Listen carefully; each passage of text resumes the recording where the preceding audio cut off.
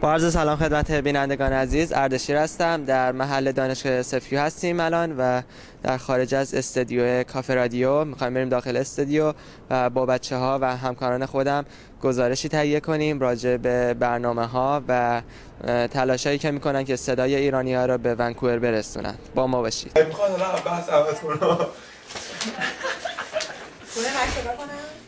پونه روزی سوار چجوری بگم داستانی مهربون باش. برعکس سوار و اسب آهنگ شهری دیگر از خانه بیرون رفت و در راه از گرما به سایه داد. جالبیش اینه مثلا میایم آهنگ میخونیم با لهجه اصفهانی، میگیم دمی پلی خواجو یارو واسطاده است، بعد برامون ایمیل میفرستن میگن شما اصفهانی هستی؟ بابا آخه ما نمیدونیم بداری با لهجه اصفهانی حرف بزنیم. میگه بله ما اصفهانی هستیم. اینه که خلاصه ولی این چیز جالب‌تر من بگم، من موقعی که تهران بودم اون موقع این برنامه رشید و اینا بود که تلویزیون تئاتر اصفهانی بود، من سوار تاکسی شدم، این آقا اصفهانی بود، من از اون اولی که نشستم داشتم میخندیدم، فکر کردم داره مسخره بازی در میاره، ولی من خودش اصفهانی بود. خب یعنی شاید داره نکنه خودت که ایمیل زدی براش پرسیدی. من پویام از کافه رادیو. آماده؟ دفتر من رو بگین کافه رادیو دفتر کافه رادیو. حقیقتش 3 ماهه که برنامه کافه رادیو شروع شده، روزهای چهارشنبه از ساعت 6 تا 7 موج 90.1 FM و وبسایتمون هم caferadio.ca. خب باشه یه جای جدیدی به حال. بعد یه عکسی پیدا کردم از سالها قبل وقتی که ایران بودم، یه عکسی بود دقیقاً رفته بودیم یه روستایی نزدیک آمل. از حدود 6 ماه پیش می‌خواستیم یه کار فرهنگی انجام بدیم، با بچه‌ها نشستیم صحبت کردیم، یه سری درباره کارهای مثلا حالت وبلاگ گروهی صحبت کردیم، حتی یه روزنامه هم صحبت کردیم، ولی گفتیم یه کاری بکنیم که یکم در حقیقت صوتی تصویری باشه. من مثلا این تلفن داشت دور سرم میچرخید، بعد هی اینجوری میکرد، بعد اینجوری میزد تو سر خودش، مثلا به پیوند روش چیز نمیشه، اون وسط داره با پیوند دعوا میکنه. و فعلا قسمت صوتیشو تونستیم جلو ببریم و نشستیم از حدود 4 ماه پیش با حدود 20 تا از بچه‌ها شروع کردیم، الان حدود 35 نفریم. سلام، من پیوندم. یه خانم دختر ایرانی، در واقع میشه گفت دختر واقعا چون 18 ساله بوده. من جوان‌ترین نخند اونجا. بچه‌ها مجبور میشم بنزمتون بیرون آقا بشین اونجا. بعد دفعه دومی که موجود بودم اولین بار بود که برنامه لایو بود. بعد خیلی استراب داشتیم، خیلی استرس داشتیم، مثلا وحشتناک بود، کلا برنامه آماده نبود به موقع، زمانی مشکل داشت. بعد ولی خب دیگه به هر حال تموم شد و اون برنامه رو انجام دادیم و از اون به بعد دیگه برنامه قرار شد لایو باشه. خب برنامه نوید رو گوش دادیم در مورد شجریان و بازم بگیم که این یک شنبه است کنسرت.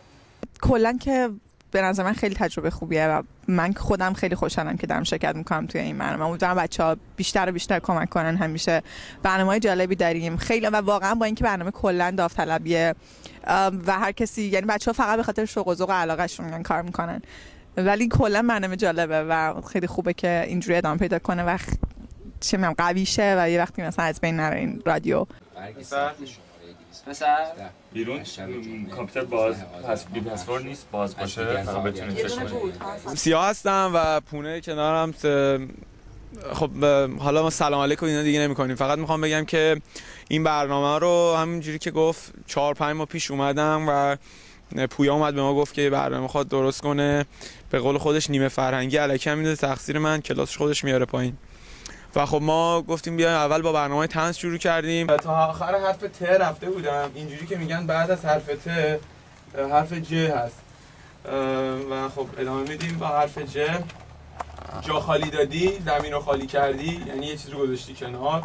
جاسویچی یعنی آدم قد کوتاه، البته توهین نشه به جاسویچی. پونه هم در نقش پارازیت هست. الان نمیدونم چرا اصلا صدا نمیده.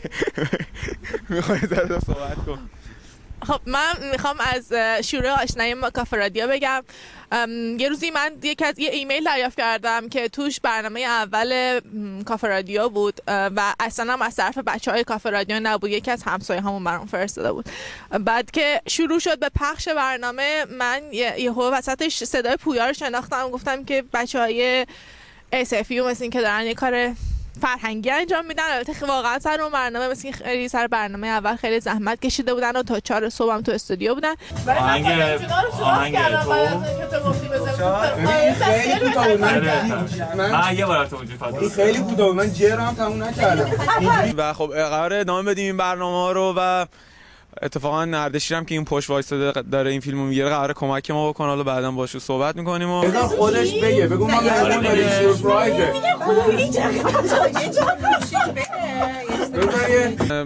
البته خب زحمتش کشیده پویا جمع جور کرده همه بچه‌ها رو دور هم دیگه. خودمون هم خیلی لذت می‌بریم میایم و این برنامه‌ها رو اجرا می‌کنیم. البته خب من که خیلی برنامه زیادی اجرا نمی‌کنم ولی برای اونایی که برنامه اجرا می‌کنن تو خونه و ما که برنامه‌مون زنده است اصولاً.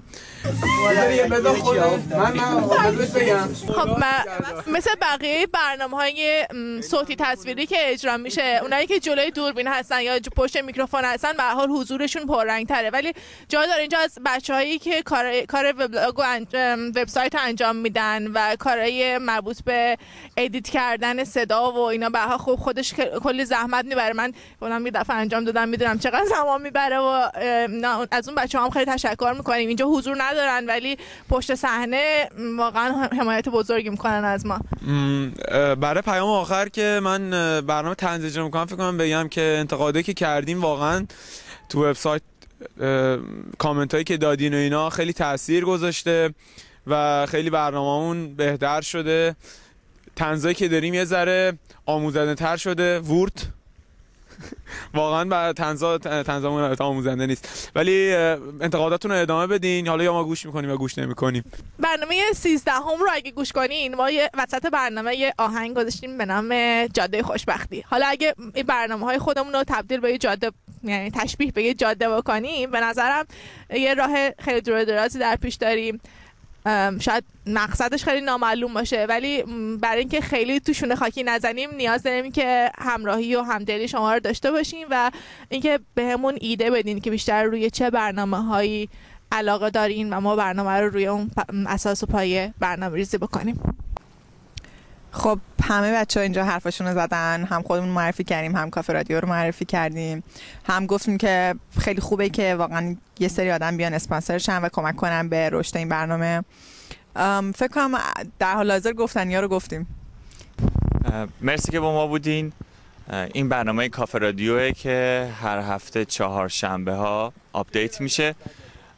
من خداحافظی میکنم باهاتون. امیدوارم که همیشه خوب و خوش باشین. خدا نگهدار. خب با یکی از شنوندگان رادیو ونکوور هستیم، کافه رادیو، و میخواستیم بپرسیم که نظرشون راجع به برنامه‌ها چیه. دوست داریم که ببینیم واقعا از لحاظ کیفی چطوری فکر میکنن. بله همونطور که گفته نظرشون کاملا مثبت بود و از برنامه‌های رضایت کافی داشتن، دوست داشتن برنامه‌ها را و امیدوارم همه شنوندگان اینطوری باشن. تا برنامه بعد بدرود. جاده خوشبختی در دست تمیره، دور بزن مرگه این اسمش تقدیره، پول رابطه در دست احداثه، تامین بودجه کار تو دست اندازه، چراغای پارک همگی خاموشن، به سری آدم اونجا یه چیزایی میفروشن، یه راننده ناشی یه راننده مسته، هر طرف میری همه جا بوم بسته،